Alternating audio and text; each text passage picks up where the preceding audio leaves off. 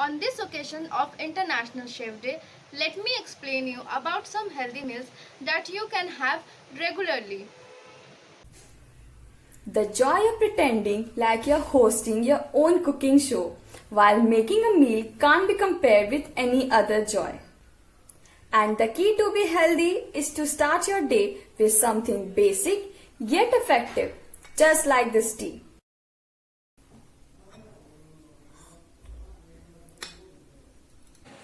A smoothie day keeps bad vibes away with its blend of healthy ingredients. And this drink is ideal for keeping our macro in check. No painter's palette can duplicate the nature artistry than the color of fresh fruit salad, which looks extraordinary and keeps you light as air.